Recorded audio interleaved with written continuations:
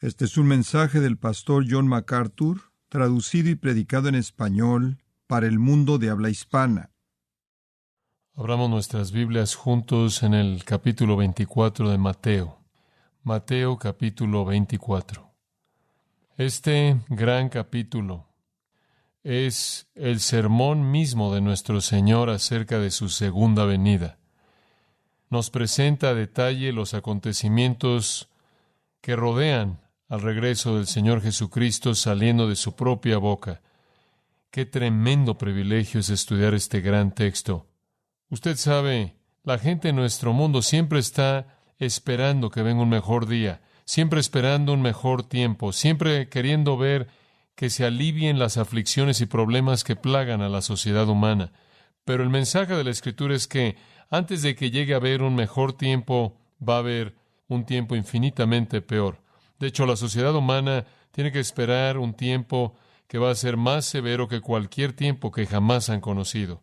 Ese tiempo es descrito de manera más bien breve en tan solo un versículo en este capítulo en particular, y quiero que lo observen en el versículo 21. Porque entonces habrá gran tribulación, como nunca la ha habido, desde el comienzo del mundo hasta este tiempo, ni la habrá. En esa afirmación tan breve, el Señor dice que el mundo espera un tiempo que será peor que cualquier otro tiempo que jamás ha conocido. Y el Señor inclusive le da un nombre, gran tribulación. Ahora, esto no es nada nuevo porque han habido otros profetas, además de nuestro Señor Jesucristo, que también han hablado de este mismo tiempo. Es un tiempo de problemas tremendos que incluyen al mundo, pero se centra en la nación de Israel. Para ver cómo los profetas de Israel hablaron de este tiempo, regresemos a Isaías capítulo 10. Isaías capítulo 10. Y conforme Isaías veía hacia adelante ese día del Señor, ese día de gran juicio, ese día de establecer el reino del Mesías, ese día del establecimiento del reino del Mesías, ese día de salvación para Israel, ese gran día de clímax cuando la obra del hombre sobre la tierra, por así decirlo, llevada a cabo por su propia mano y diseño, se acabe y Dios esté a cargo. Él dice esto en el versículo 20. Sucederá en aquel día, ese gran día, el final del día del hombre, el comienzo del día de Dios, que el remanente de Israel y aquellos que habrán escapado de la casa de Jacob ya no más se apoyarán en aquel que los hirió, sino que se apoyarán en el Señor, el Santo de Israel, en verdad. Ahora eso nos dice que está por venir un tiempo de gran aflicción para Israel, un tiempo cuando ellos serán matados. Y habrá un remanente que escapará y aprenderá la lección a nunca volverse a apoyar en nadie fuera del Señor. La indicación es que en ese gran día, ese día final, el pueblo de Israel se va a apoyar en alguien que resulta ser no su amigo, sino su enemigo, que se presenta como apoyo para ellos y después los destruye. Y aprenderán en aquel día a apoyarse solo en el Señor. El remanente regresará, versículo 21 dice, inclusive el remanente de Jacob, al Dios poderoso, porque aunque tu pueblo Israel sea como la arena del mar, sin embargo, un remanente de ellos regresará.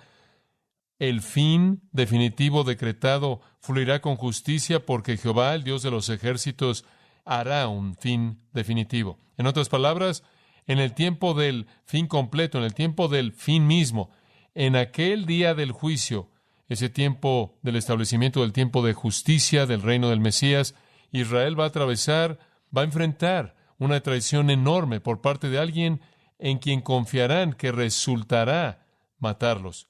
Ellos van a atravesar por un tiempo de gran problemas del cual tratarán de escapar. Ahora veámoslo en las palabras de Jeremías el profeta, capítulo 30, y veamos qué otras dimensiones añade él a los principios conforme él ve este tiempo. Jeremías capítulo 30, versículo 5.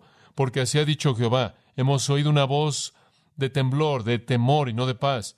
Jeremías ve hacia adelante, no ve paz, él ve temblor y temor. Preguntad ahora y ved si un hombre tiene trabajo con hijo. ¿Por qué es que veo a todo hombre con sus manos sobre sus lomos como una mujer con dolores de parto? Y todos los rostros que son pálidos. El dolor humano más fuerte, el de dar a luz a un hijo sin ninguna anestesia, sin ningún cuidado, como de manera normal las mujeres lo hacían en ese entonces. En cierta manera simboliza el dolor de la sociedad en el futuro. Cuando Jeremías ve hacia el futuro, él ve, por así decirlo, en la visión profética, hombres con las manos sobre sus rodillas, por así decirlo, en un dolor agonizante de lo que está por llevarse a cabo. El mundo está en dolor, Israel está en dolor. He aquí, versículo 7 dice, porque aquel día es tan grande que no hay otro como ese. Así como fue en Mateo 24:21, este es un día como ningún otro día, ninguno como ese. Es el tiempo de aflicción para Jacob, pero él será salvo de ese día, porque sucederá en aquel día, dice Jehová de los ejércitos, que romperé su yugo de tu cerviz, y romperé sus ligaduras, y los extraños ya no los esclavizarán, sino que servirán a Jehová su Dios y David, que es un Mesías, su rey, a quien levantaré para ellos. Entonces va a ser un día de gran juicio, un día de gran aflicción, un tiempo de problemas para Jacob, y de ahí va a venir la salvación, y de ahí va a venir el que se levante el Mesías y su reino. Entonces tanto Isaías como Jeremías esperan un tiempo de problemas severos, un tiempo de dolor severo, un tiempo de muerte, un tiempo del cual Israel va a huir para escapar, seguido por el reino del Mesías. Ahora observe el último capítulo de la profecía de Daniel, capítulo 12, en el versículo 1, y Daniel el profeta habla también del mismo día, y dice en el versículo 1, en ese tiempo se levantará Miguel, Miguel es un ángel, el gran príncipe, que está para los hijos de tu pueblo. La función excepcional de Miguel en la economía de Dios es proteger a su pueblo especial, y Miguel se va a levantar para su protección, porque habrá un tiempo de aflicción como nunca lo ha habido desde que hubo una nación, inclusive hasta ese tiempo. Y en ese tiempo tu pueblo será librado, cada uno de los que están escritos en el libro. Va a haber un tiempo de aflicción de Jacob, dice Jeremías, va a haber un tiempo de problemas, dice Daniel, un tiempo de devastación, un tiempo de limpia, de purga, un tiempo de juicio del cual Dios va a redimir un remanente y va a traer el reino del Mesías. Ahora observe, si es tan amable, Zacarías capítulo 13, versículo 8. Y sucederá en la tierra, de hecho, por toda la tierra, dice Jehová, que 2 partes serán quitadas en muerte y la tercera parte quedará. En otras palabras, va a haber un tiempo en la tierra de Israel cuando 2 de 3 va a morir, y Él va a hacer que la tercera parte pase por el fuego y los refine como la plata es refinada, y los probará como el oro es probado. Invocarán mi nombre y los oiré, y diré, Él es mi pueblo, y dirán, Jehová es mi Dios. En otras palabras, un tiempo de limpia, un tiempo de purga, un tiempo de juicio, un tiempo de muerte para 2 de 3. Una tercera parte es preservada, y son llevados a la conciencia de que el Señor es su Dios. Y este, versículo 14, es el día del Señor. Es el día del Señor, es el día, dice el versículo 2, cuando las naciones se vuelven a congregar en contra de Jerusalén para luchar, y la ciudad es tomada y los caballos son matados, y las mujeres son violadas, y la mitad de la ciudad se va al cautiverio, y el remanente del pueblo no será quitado de la ciudad, y usted puede detenerse en ese punto. Ahora, permítame explicar esto de manera muy simple. Jesús dijo, viene en el futuro un tiempo diferente a cualquier otro tiempo, un tiempo de un horror increíble, indescriptible para el mundo, pero en particular enfocándose en la nación de Israel. Es un tiempo del cual Isaías habló, del cual Jeremías habló, del cual Daniel habló y del cual Zacarías habló. Entonces realmente no es nada nuevo lo que el Señor está diciendo. Él está reiterando lo que fue dicho desde la antigüedad, que viene un tiempo como ningún otro tiempo. Si Israel piensa que ha soportado un holocausto increíble en el pasado, entonces necesitan evaluar lo que los profetas han dicho y lo que el Señor Jesús dijo, que todavía no han soportado lo que van a soportar en el futuro, porque viene un holocausto como ningún otro, y no solo va a impactar a Israel, sino que va a impactar al mundo, y las cosas no van a mejorar, sino que van a empeorar. De hecho, van a empeorar como nunca han empeorado. Sí, apenas previo al peor tiempo de todos, habrá un breve tiempo de paz falsa. Entonces, conforme vemos hacia adelante al futuro, analizando los acontecimientos del Día del Hombre, podemos esperar que va a haber un tiempo de paz falsa, seguido inmediatamente por un holocausto sin descripción y precedentes, seguidos inmediatamente por la venida del Señor Jesucristo. Eso es lo que los profetas han dicho. Eso es lo que Jesús dice, porque en el versículo 29 de Mateo 24, Él dice inmediatamente después de la tribulación, ¿qué sucede? El sol es oscurecido, la luna no da su luz, las estrellas caen y las potencias del cielo son sacudidas, y después aparece la señal del Hijo del Hombre en el cielo.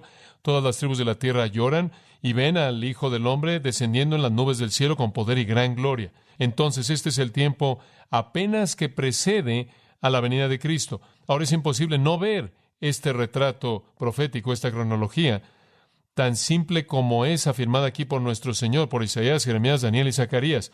Un tiempo de gran aflicción, gran problemas para el mundo, centrándose en la nación de Israel, seguida por la salvación de la limpieza de Israel, la venida del Mesías, para establecer su reino glorioso y eterno. Entonces aquí Jesús está predicando un sermón relacionado con su segunda venida.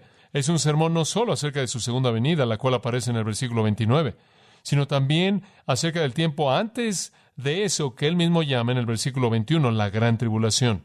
Ahora, ¿qué dio a luz este sermón? ¿Por qué él está predicando este sermón y a quién le está predicando aquí en el capítulo 24? Permítame decirle por qué. Jesús ha entrado a la última semana de su vida terrenal. El viernes va a morir. Entonces a él no le queda mucho tiempo. Él pasó todo el día en el templo. Él lo limpió el martes. Expulsó a los cambistas y a los compradores y a los vendedores y lo limpió externamente. Y una vez que lo había limpiado el martes, entonces él podía regresar ahí y no ser contaminado por él. Entonces él hizo eso. Él tomó a sus discípulos y él enseñó todo el día. La enseñanza fue pública para comenzar, conforme él enseñó a la multitud que se había congregado en el lugar debido a la semana de la Pascua. Pero después de algo de su enseñanza, los líderes de Israel estaban enojados y entonces lo detuvieron ahí y comenzaron a hacerle preguntas. La primera de las cuales fue, ¿por qué autoridad haces estas cosas? ¿Quién te dio permiso de enseñar como estás enseñando y hacer lo que estás haciendo? Y eso lo involucró en un diálogo que siguió para el resto del día con estos líderes judíos falsos. El resultado de ese diálogo, básicamente, fue una oportunidad para que él expresara el hecho de que Dios ahora estaba haciendo un lado a Israel. Durante siglos, la nación de Israel había sido la guardiana de la palabra de Dios, la protectora de la verdad de Dios. Pero todo eso iba a cambiar, porque Dios iba a quitarles el reino y se lo iba a dar a un pueblo que era más digno que ellos. De hecho, él dijo eso en el capítulo 21, versículo 43. De una manera tan explícita como podía ser dicho. El reino de Dios será quitado de vosotros y será dado a una nación que dé frutos de él, un pueblo que dé frutos de él. Él estaba diciéndole a los líderes judíos religiosos, ustedes ya no van a ser llamados más el pueblo de Dios en el sentido nacional. Ya no van a ser guardianes de la verdad de Dios. Ahora, como aprendemos en Romanos 11, esto fue únicamente un hacerlos a un lado temporalmente, no obstante, los hizo realmente a un lado. Él les dice, el reino será dado a un pueblo que produzca frutos apropiados. Y después en el capítulo 22, recuerda, también en su encuentro con los líderes, él les dio una parábola acerca de una boda en la que un rey hizo una fiesta para su hijo en la boda y todos los invitados que simbolizan a Israel se rehusaron a venir. Y en el versículo 7 dice, cuando el rey oyó eso, capítulo 22, él se enojó, envió sus ejércitos, destruyó a esos homicidas y quemó su ciudad. En otras palabras, Dios va a entrar en juicio en contra de un pueblo que se rehusó a venir a la fiesta de bodas de su hijo. Y después en el versículo 9 le dijo a sus siervos, id a las carreteras y a tantos como halléis, traedlos a las bodas. Y entonces un nuevo pueblo es traído para que sean los guardianes especiales de la palabra de Dios y la verdad de Dios. E Icabod, la gloria se ha ido, está escrito por un tiempo en la nación de Israel. El resumen de esto viene al final del capítulo 23, versículo 37. En el último sermón público de Jesús, su último mensaje para el pueblo de Israel, su palabra final para los líderes religiosos, oh Jerusalén, Jerusalén, tú que matas a los profetas y apedreas a los que te son enviados, ¿cuántas veces quise congregar a tus hijos como la gallina reúne a sus polluelos bajo sus alas y no quisisteis? He aquí vuestra casa os es dejada desierta, arruinada, desierta. Esa es la afirmación final de juicio para Israel por el rechazo del Mesías. Se acabó. Él los ha condenado a sus líderes, y al condenar a sus líderes ha condenado a todo el pueblo, toda la gente que sigue a los líderes. Y ahora dice, su casa queda desierta. Y Icabod, la gloria se está yendo. Dios se está apartando a otro pueblo, dejando a Israel. Pero me da tanto gusto que el sermón no terminó con el versículo 38. En el versículo 39 él dijo, porque os digo, a partir de hoy no me veréis hasta que digáis, bendito es el que viene en el nombre del Señor. Esa es una frase mesiánica. Cuando Jesús entró a la ciudad y clamaron, Hosanna al Hijo de David, dijeron, bendito es el que viene en el nombre del Señor. Esa es una afirmación mesiánica. Él les dice, no me volverán a ver hasta que me reconozcan como su Mesías. Eso nos da mucha esperanza, ¿verdad? Porque eso nos dice que aunque Israel es dejada desierta y aunque la nación es dejada desierta debido al rechazo del Mesías. Viene un día cuando de hecho ellos van a reconocer a su Mesías y van a decir, bendito es el que viene en el nombre del Señor. Eso es lo que Zacarías vio cuando él dijo, mirarán a aquel a quien traspasaron y llorarán por él como se llora por un unigénito. Entonces sí, la casa de Israel es desierta, pero sí hay un futuro, hay un tiempo futuro cuando ellos van a reconocer a su Mesías. Ahora usted tiene que imaginar a los discípulos en este punto porque están escuchando todo esto. Oyen el sermón, el cual devasta el sistema de religión en Israel. Ellos ven a Jesús limpiando el templo y saben que Él está llevando a un fin ese sistema malo, hipócrita. Ellos lo oyen hablando acerca de la destrucción en el capítulo 24, versículo 2. Cómo el templo va a ser destruido y cómo no va a quedar una piedra sobre otra piedra y que todo va a ser derribado. Eso es exactamente lo que sucedió. Exactamente a la letra, al pie de la letra. Y entonces lo ven que entran con todas estas afirmaciones acerca de devastación y destrucción. ¿Les molesta esto? Realmente no. Porque como señalamos en nuestro estudio previo, recordará usted que si algún discípulo era un estudiante de la Escritura, él sabría que en el gran reino del Mesías iba a haber un nuevo templo, el templo de Ezequiel 40 al 48, ese templo glorioso. No este templo construido por un no judío, un rey idumeo llamado Herodes, sino un templo que tenía las cualidades de ese templo glorioso visto en Ezequiel 40 al 48. Entonces, ellos no habrían tenido un problema con que él derribara el templo. Ellos no habrían tenido un problema con que él devastara la religión hipócrita. Los profetas dijeron que eso iba a pasar. Los profetas dijeron que la nación tenía que ser purificada. Entonces, cuando oyen a Jesús decir, este templo va a ser derribado y no me van a volver a ver hasta que digan, bendito es el que viene en el nombre del Señor. Su idea es que va a derribar ese templo rápidamente y va a regresar en su presencia mesiánica plena para establecer su reino, porque ellos no veían espacio alguno entre la primera y segunda venida. Los profetas del Antiguo Testamento no delinearon una primera venida, mucho tiempo, y después una segunda venida. Ellos simplemente presentaron todo de una vez. Esa es la razón por la que el tiempo entre la primera y segunda venida es conocido como un misterio, no revelado en el Antiguo Testamento. No vieron que había una primera venida, regresar al cielo, miles de años después una segunda venida. No, lo vieron todo de una vez. Su escatología decía, el Mesías viene, el Mesías juzga a sus enemigos y a los impíos, el Mesías limpia a Israel, él limpia el templo, él congrega a los elegidos y él establece su reino. Y entonces podían ver todo esto sucediendo en días o semanas. Y yo creo que al final del capítulo 23 y al final de este sermón, ellos tenían una esperanza más grande del reino de lo que jamás habían tenido en toda su experiencia con Jesús, porque lo han visto llegar montado a la ciudad, oyendo los aleluyas y los hosanas, y bendito es el que viene en el nombre del Señor, de la multitud. Los niños en el templo le habían dicho a él al día siguiente, y ahora él ha limpiado el templo, y él ahora habla de derribarlo, y él habla de venir en su presencia plena como el Mesías, y ellos creen, yo creo, más de lo que jamás antes habían creído, que momentáneamente todo se va a desatar, y ellos no entienden que va a haber un periodo largo de tiempo. Entonces, en emoción y en expectativa, versículo 3, ellos ahora se han ido del templo, y solo queda Jesús con los discípulos en privado, dice. Han ido a la cumbre del Monte de los Olivos, camino de regreso a Betania, en donde se están quedando con Lázaro y su familia.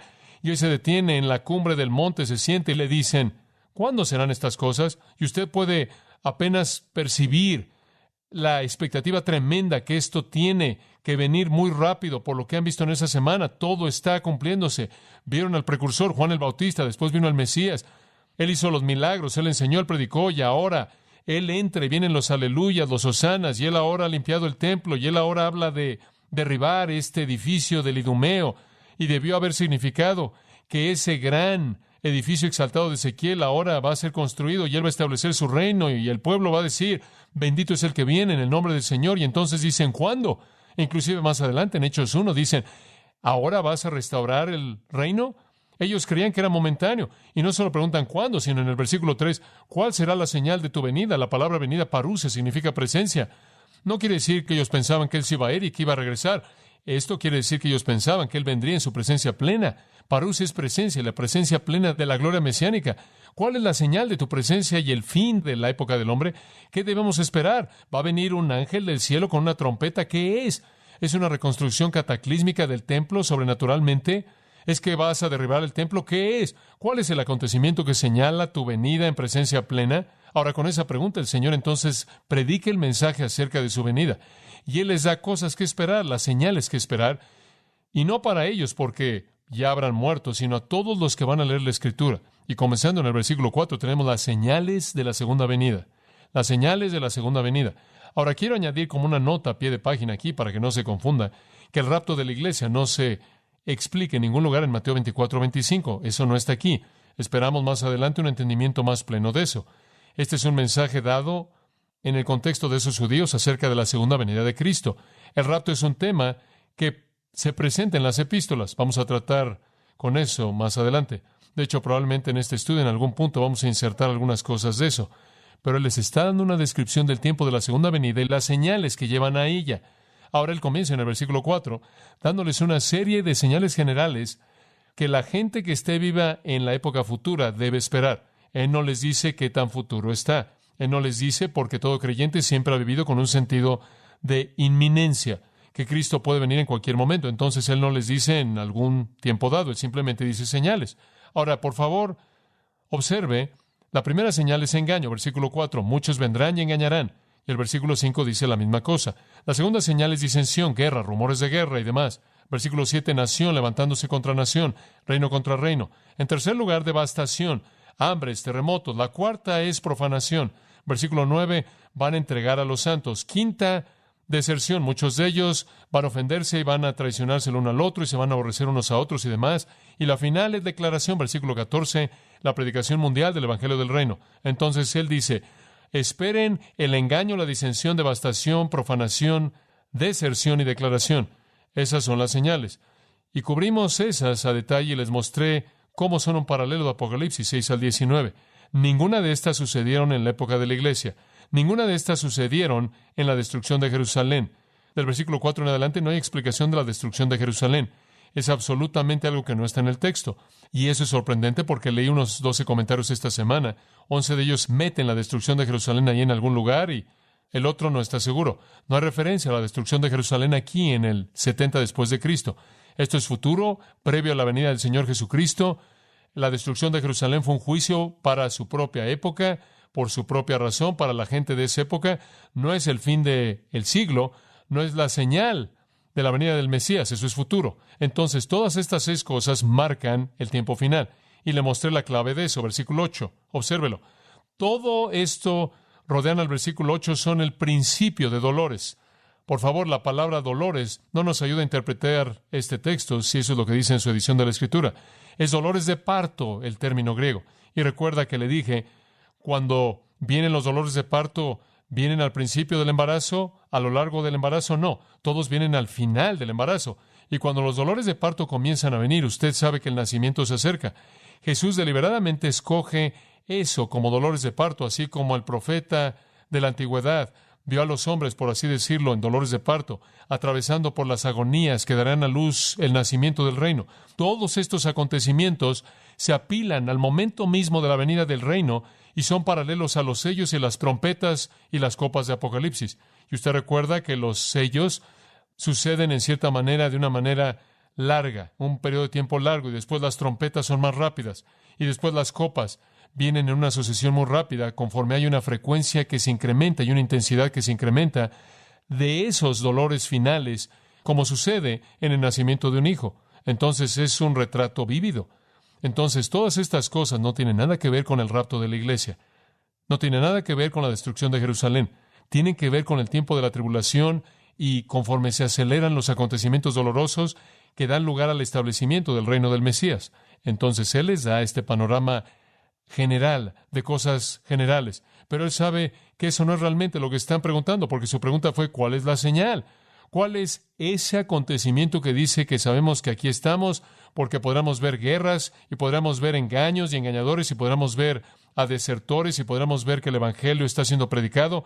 Esto, inclusive, podemos verlo en la actualidad. Podrán haber muchas cosas que vemos. ¿Cómo sabemos que ya es el momento? Entonces Él dice, muy bien, les voy a dar una señal que echa a andar todo. Y en el versículo 15 Él dice, cuando por tanto veréis, deténgase ahí por un momento, cuando veáis esto, al final del versículo 15, más vale que entiendan.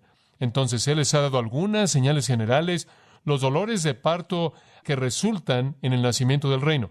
Pero Él les da aquí el gatillo que echa a andar todo. Este es un versículo absolutamente fabuloso. Y no vamos a pasar de este versículo porque está tan lleno de verdad. Y ni siquiera lo vamos a agotar en esta mañana.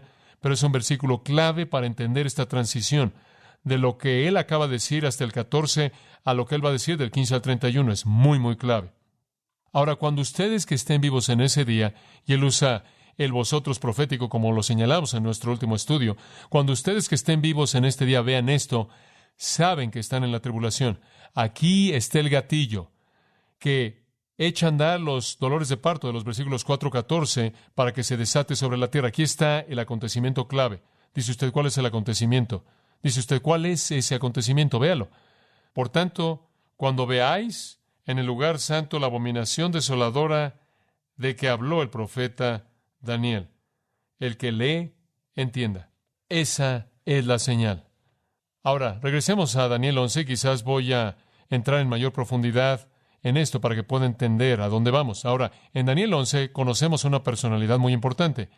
La llamamos el anticristo. Él es llamado aquí el rey voluntarioso, el rey que hace lo que quiere, que no considera el deseo de las mujeres ni a ningún dios. Él se exalta a sí mismo sobre todos, versículo 37, y su patrimonio será los honores. Él honra al Dios de las fortalezas, el Dios del poder y demás.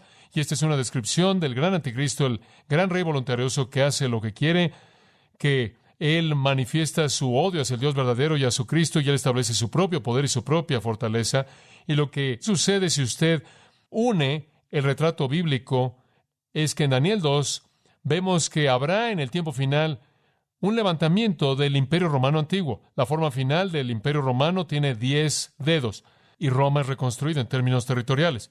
El antiguo Imperio Romano ocupaba la Europa occidental y parte de la Europa oriental también, claro, pero en la nueva forma final el Imperio Romano, el cual es aplastado por la venida del Mesías, se manifiesta en esta gran imagen. La forma final de 10 dedos, esta representación de 10 dedos del Imperio Romano, la cual es aplastada por el Mesías, quien es llamado la piedra no cortada por manos. Entonces el Mesías viene y aplasta una confederación final de 10 naciones, la cual es como el Imperio Romano antiguo. Pero eso va a suceder a partir de ese sistema, de acuerdo con Daniel y de acuerdo con el libro de Apocalipsis. A partir de ahí se va a levantar un gran líder. Y este hombre se va a levantar de esa confederación europea y él se va a volver el Salvador para Israel. Él va a ser aquel que es el protector de Israel. Van a hacer una alianza con él, como lo veremos en un momento, para su propia protección en contra de la alianza árabe-rusa, la cual vendrá en una forma final, como Ezequiel 38 la describe, y viene en contra de ellos. Lo hacen para su propia protección. Él, por cierto, es aquel de quien se habla en Isaías 10, quien es aquel en quien se apoyan, quien los hiere, porque en medio de esa alianza Él los destruye. Israel ha hecho una alianza con este hombre, Él está en control, las potencias del mundo vienen en contra de Israel, como se describe en el capítulo 11 de Daniel, es descrito a detalle. En el tiempo del fin, versículo 40, el rey del sur viene, el rey del norte viene, todas estas potencias entran y vienen noticias del este, ese gran ejército del este. Y en esta confederación inicial que sucede, el anticristo y su poder occidental es victorioso. Pero es en ese punto, cuando él ha hecho su alianza con Israel, que él se ha vuelto el protector de Israel. El mundo viene a pelear contra él, a pelear contra Israel, y en esa batalla él gana, él gana. Y cuando él gana, él entonces comete la abominación desoladora, como veremos en Daniel. Ahora regresemos a Mateo y vamos a retomar todo esto y vamos a verlo como un todo. En Mateo capítulo 24, únicamente estamos viendo este versículo, el 15, cuando veáis la abominación desoladora. Ahora, ¿qué es abominación? Delugma es una palabra extraña, básicamente significa aquello que es aborrecible, aquello que es detestable, aquello que es absolutamente repulsivo para Dios. La palabra es usada primordialmente para hablar de cosas asociadas con la idolatría. Es usada en Apocalipsis 17, 4 y 5 de las abominaciones del sistema religioso falso conocido como Babilonia de misterio, la prostituta, la ramera. Es usada en Apocalipsis 21, 27, en donde habla del hecho de que en el cielo final no habrá nada abominable, nada que sea repulsivo para Dios. El Antiguo Testamento predominantemente la asocia con la idolatría y los artefactos y las actividades y los ritos y rituales y ceremonias e ídolos que van de la mano con la idolatría. Entonces es una palabra que básicamente tiene que ver con dioses paganos, ídolos que son detestables al Dios verdadero. Ahora, observará que hay una forma genitiva aquí en el griego. Es la cosa detestable que desola, que arruina, que profana. Entonces va a venir un gran acontecimiento en el futuro de Israel en el cual habrá un acto idólatra que es algo abominable para Dios, que es algo detestable para Dios y que causará la ruina y la destrucción y la devastación del lugar santo. ¿Lo ve usted ahí? El lugar santo. Ahora, ¿Qué es el lugar santo? Algunas personas dicen la tierra, algunas personas dicen la nación, el pueblo. Bueno, algunos dicen la ciudad de Jerusalén. ¿Qué es el lugar santo? En Hechos 21:28 dice, creo de manera muy simple, lo que es. Aquí Pablo regresó a Jerusalén después de sus viajes en el área gentil. Él quería reafirmar su compromiso con los judíos. Él quería que supieran que él no era un traidor para ellos en ningún sentido. Entonces él fue al templo y atravesó por un ritual de purificación con algunos de sus amigos judíos. Y cuando él estuvo ahí, habían unos judíos de Asia que lo habían conocido ahí y sabía que él predicaba el evangelio. Entonces comenzaron ahí un tumulto y esta fue su acusación en contra de Pablo en el versículo 28 de Hechos 21. Hombres de Israel, ayuden. Este es el hombre, esto es Pablo, es el hombre que enseña a todos los hombres en todo lugar en contra del pueblo y la ley y este lugar, y además ha traído a griegos al templo y ha contaminado este lugar santo. Y no puede significar nada más que el templo. No puede significar nada más que el templo. Y no ve alguna razón para que signifique algo diferente de eso en el versículo 15 de Mateo 24. Es el templo, el lugar santo. Eso no es nada nuevo para nosotros. El Antiguo Testamento lo llama el lugar santo. Estaba el lugar santo y después estaba el lugar santísimo, claro. Pero el lugar entero era llamado lugar santo, es el lugar apartado para Dios, es un lugar específico. Entonces creo que de manera muy clara indica el templo. Y sucede cuando es establecido en el templo que hay algo detestable para Dios que devasta, arruina y profana ese templo. Ahora dice usted, bueno, ¿cómo sabemos lo que es esto? Bueno, nos ayuda, nos da una clave en el versículo 15, ¿la ve ahí? Esa es la abominación desoladora, no solo cualquier abominación, no solo cualquier acontecimiento, sino la que fue hablada por Daniel el profeta. Ahora lo único que tenemos que hacer es regresar y descubrir lo que Daniel dijo. Veámoslo. Capítulo 11. Ahora en el capítulo 11, en la primera parte del capítulo, y este es un capítulo más bien largo, está dedicado a algunas cosas históricas y la última parte a las cosas del fin. Pero mientras que usted está viendo el capítulo 11, observe el versículo 31. Y aquí en el versículo 31 tenemos una descripción muy, muy vívida de una persona histórica interesante. Y por cierto, no sé si algún comentario bíblico que he leído, no importa cuál sea su punto de vista de la profecía, jamás he interpretado esto de otra manera, por lo menos ningún erudito de reputación, fuera de una referencia a una persona histórica llamada Antíoco Epífanes. Él fue un rey sirio que básicamente reinó de alrededor del 175 al 165 antes de Cristo. Él se llamó a sí mismo Epífanes, lo cual significa el grande. Él no era una persona muy modesta, entonces se llamó a sí mismo Antíoco Epífanes, Antíoco el Grande.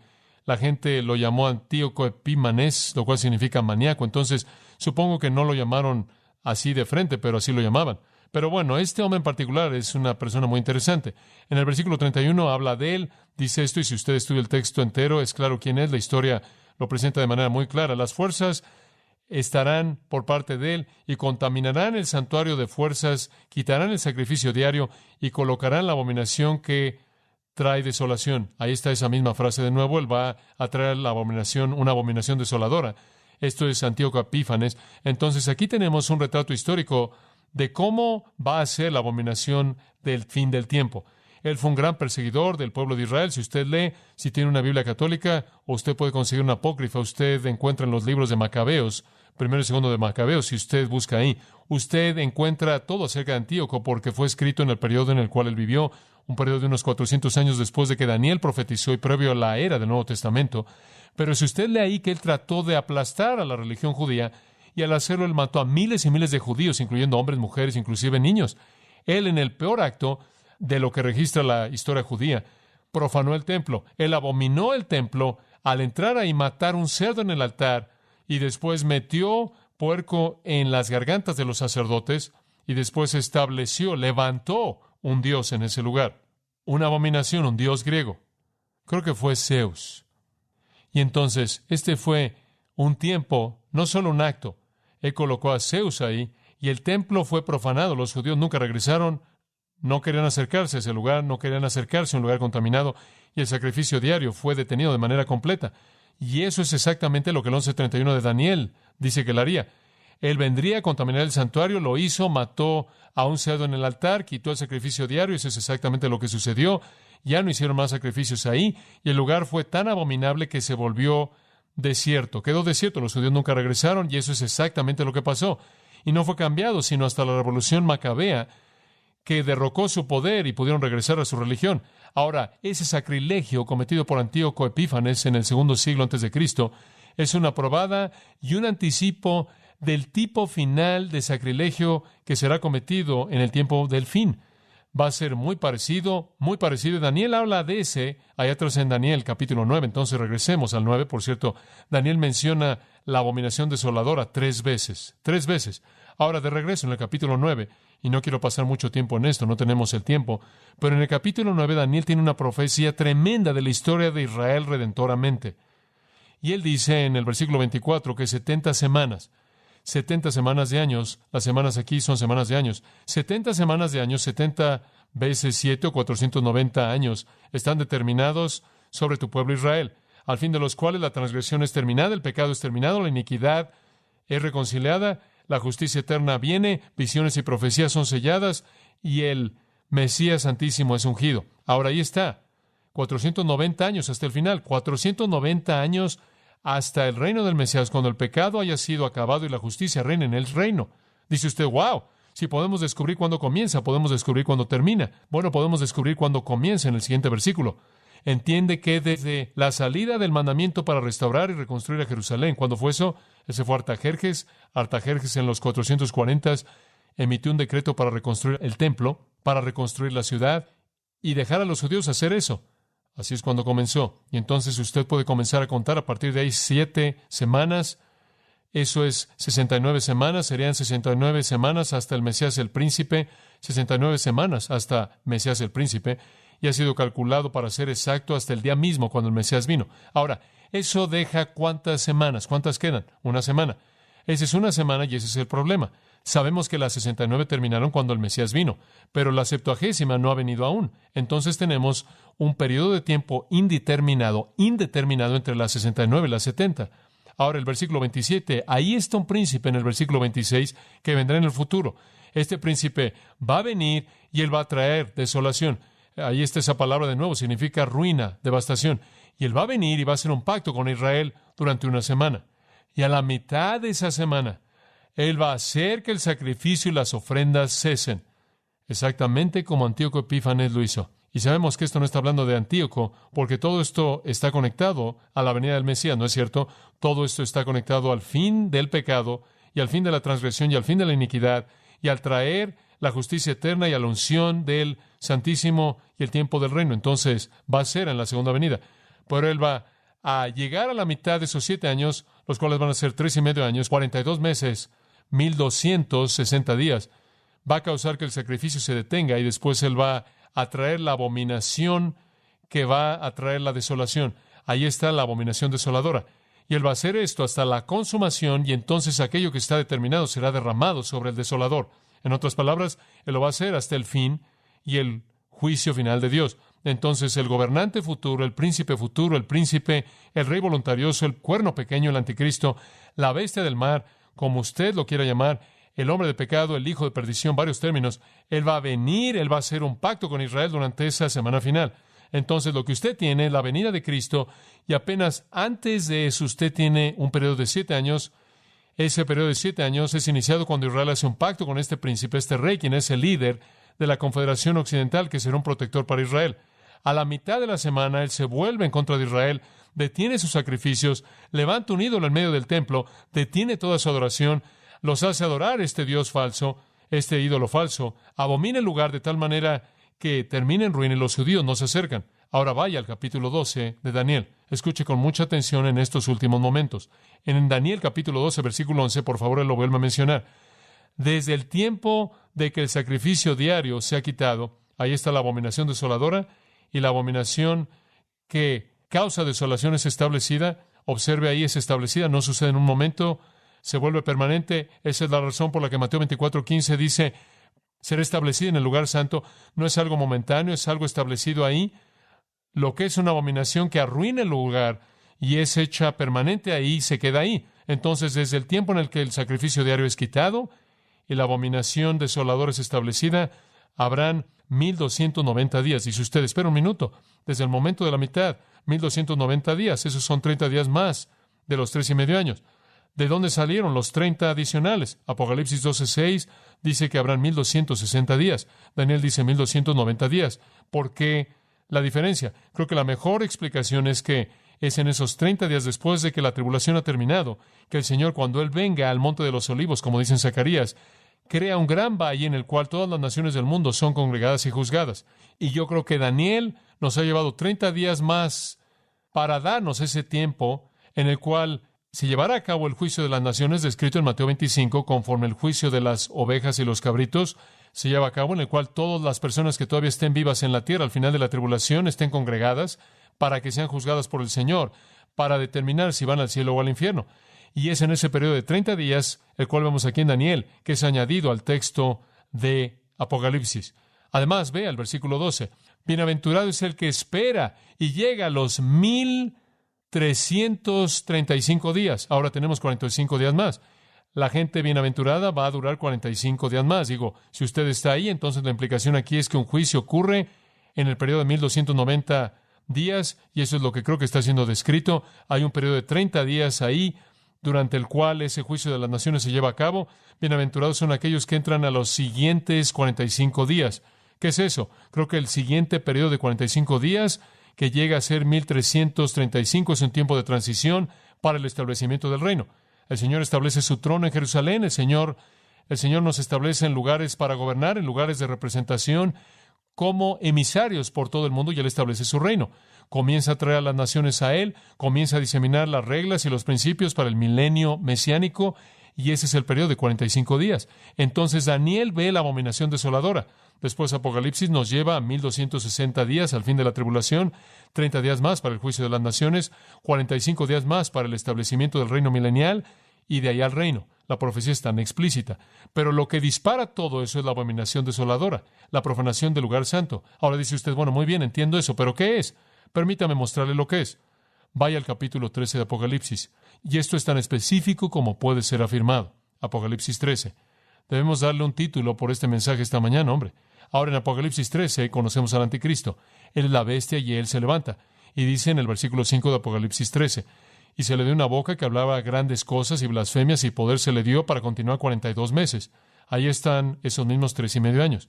Él solo va por 1260 días, 3.5 años, 42 meses. Él no dura más allá de eso. Ese es su periodo de tiempo.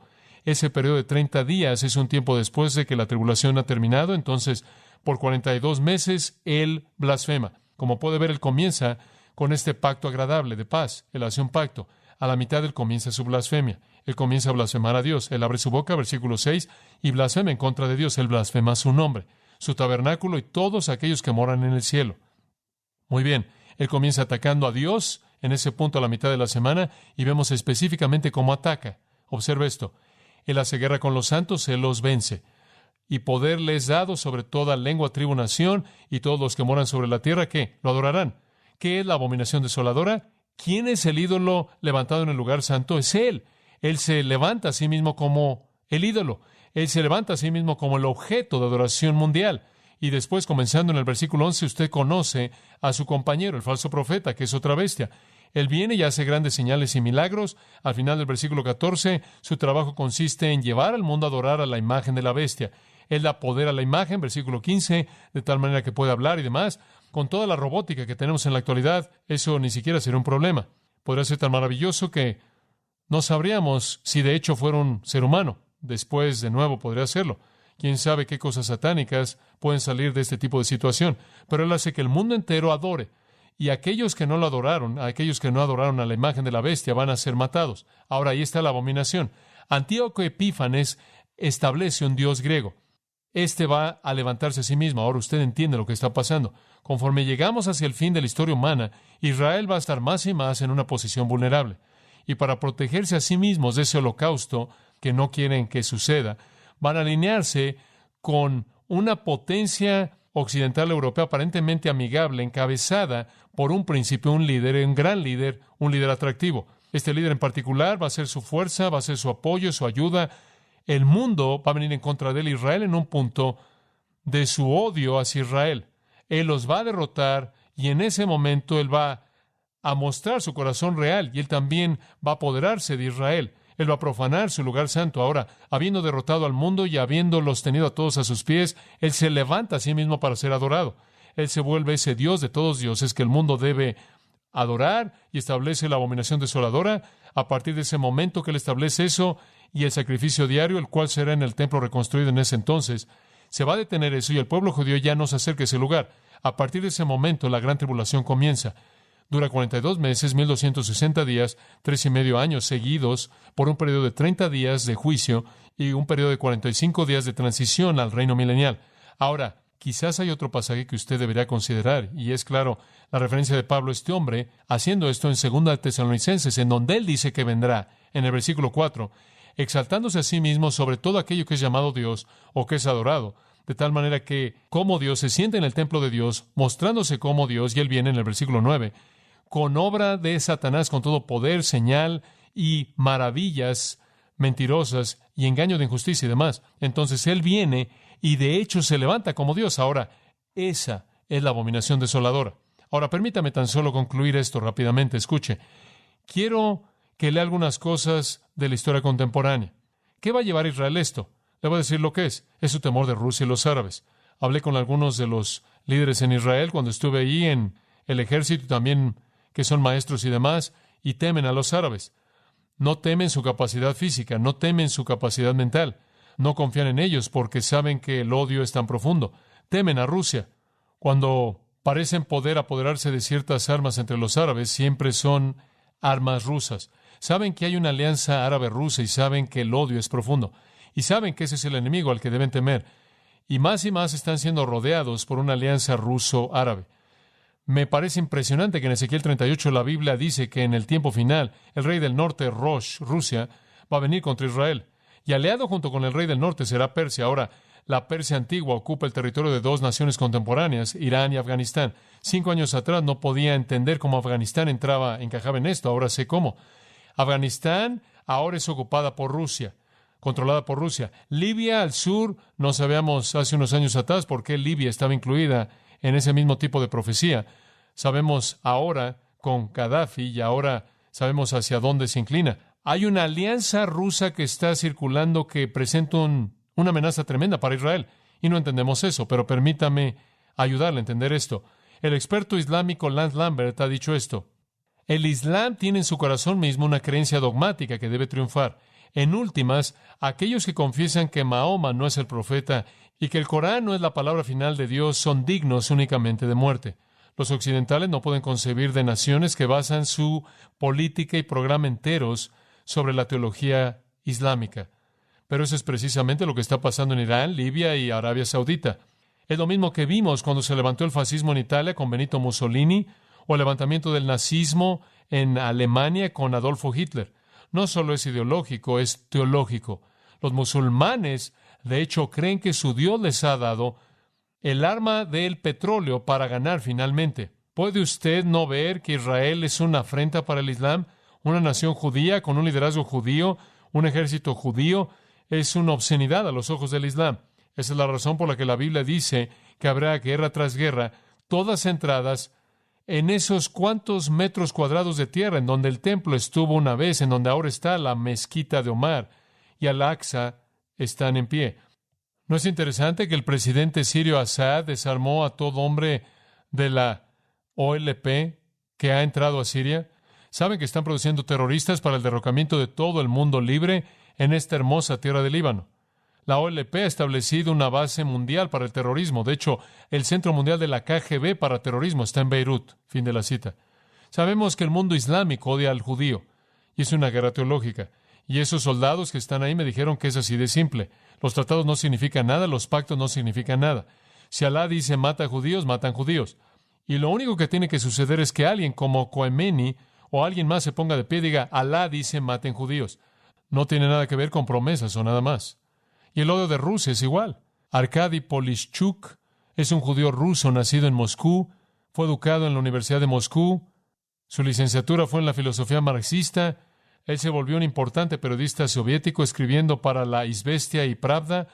Él se volvió un comentarista de radio y televisión. Desilusionado, se volvió un disidente activo. Viajó por toda la Unión Soviética documentando las violaciones soviéticas de los acuerdos de Helsinki, particularmente en relación a su persecución de los judíos y los cristianos. Y eventualmente, Polishchuk se volvió un cristiano. Esto es lo que él dice. El comunismo era mi religión. Como niño, mi primera canción fue acerca de Lenin. Mi primer poema fue acerca de Stalin. Y mi sueño era volverme un miembro del Partido Comunista. Fui uno durante casi 15 años. Esa es la razón por la que es tan difícil para mí deshacerme de mi ideología marxista, porque es mi religión. ¿No es una idea hermosa construir el paraíso sobre la tierra? El comunismo es la única ideología que promete eso. Han estado peleando contra el cristianismo durante 65 años, matando a millones de cristianos en campamentos y prisiones soviéticas. El comunismo únicamente puede existir en donde ninguna otra ideología existe. Han matado otras ideologías, pero el cristianismo continúa creciendo. Esa es la razón por la que es un peligro tan grande. Desde que vine al occidente, descubrí que ustedes occidentales también son lavados en su cerebro. Ser un liberal aquí es bueno. Ser conservador es malo. Si quieres colocarle la etiqueta más fuerte a un enemigo, lo llamas un nazi fascista. Nunca lo llamas un comunista. Sin embargo, Stalin mató a muchas más personas que Hitler. Y toda sociedad comunista en la actualidad está basada en el poder y en matar, en el temor y en lavar el cerebro. Los oficiales más importantes de la Unión Soviética vienen al occidente para hablar de libertad de religión en Rusia. Los soviéticos usan estas personas como diplomáticos, como parte de su máquina de propaganda para hacerlos creer que hay libertad de conciencia en Rusia. Como niño en las calles de Moscú, fui golpeado muchas veces por ser judío. Hay un verdadero antisemitismo ahí. Solo llegué a la Universidad de Moscú debido a circunstancias excepcionales. Escucha esto. La Unión Soviética es el imperio más poderoso en la historia. Como cualquier otro imperio, debe seguir creciendo. Esta es la razón por la que siempre han tratado de expandirse en África, el Medio Oriente, etc. Pero el Medio Oriente es un lugar muy especial para los soviéticos, no solo debido al petróleo y la estrategia militar, sino debido al odio soviético hacia los judíos. Los oficiales soviéticos simplemente odian a los judíos. Quieren destruir el Estado de Israel. Hay cierta dimensión demoníaca acerca de esto que es imposible de explicar. Fin de la cita. ¿Quieres saber por qué van a atacar? Porque son motivados por Satanás mismo, quien ha generado odio hacia los judíos para tratar de acabar con ese pueblo. Y conforme usted ve una alianza ruso-árabe creciendo, usted sabe que el retrato entero profético está preparándose. Y van a ser rodeados por esta potencia. Van a tratar de escapar al buscar una alianza con un hombre quien también está capacitado por Satanás. Creen que han encontrado seguridad y él resulta ser un traidor. Devasta y destruye a las naciones del mundo, incluyendo a Israel, se levanta a sí mismo como Dios y eso da lugar a la tribulación. Ahora, una vez que ese gatillo se ha jalado, ¿cuál debe ser su reacción? Ese es el sermón para el próximo domingo. Oremos. Permítame tan solo decir esto y gracias por darme un momento adicional esta mañana para terminar esto. Pero antes de que terminemos con una oración final, solo quiero que se queden ahí en donde están por tan solo un momento y muestren cortesía a los que les rodean, que puedan estar distraídos. Solo quiero que se den cuenta de que, habiendo dicho todo esto, es importante que usted en su propio corazón esté preparado para enfrentar el futuro. Y eso solo puede ser hecho mediante la fe en Jesucristo. Estos son pensamientos que deben calibrar nuestras prioridades para el día en el que vivimos. Y espero que ese enfoque calibrado primero sea su relación con el Dios vivo mediante Cristo. ¿Y qué está haciendo con su tiempo y talento y en dónde está invirtiendo su vida en los días venideros para la gloria de Dios? Usted ha escuchado a John MacArthur, maestro bíblico de Gracia a Vosotros. Para más información y acceso gratuito a todos los mensajes de John, así como una lista de libros incluyendo la Biblia de estudio, visite la página web en gracia.org. Gracia a Vosotros y el pastor John MacArthur se reservan toda protección y derecho de autor bajo la ley que esté vigente. La información de derecho de autor está disponible en gracia.org, que incluye instrucciones para limitar la duplicación de este archivo digital. Gracia a Vosotros es una organización sin fines de lucro, dedicada a desarrollar recursos desde las enseñanzas del pastor John MacArthur, las cuales ofrecen la verdad de las Escrituras. Por otra parte, su apoyo en oración y sus donaciones al ministerio nos ayudan a lograr este propósito para equipar a miles de personas de habla hispana. Si desea hacer una donación o ofrenda, puede hacerlo utilizando su tarjeta Visa, Mastercard, Discovery o American Express, ingresando a gracia.org, y si vive en Estados Unidos o Puerto Rico, también puede llamarnos al 1-866-5-GRACIA, esto es, 1-866-547.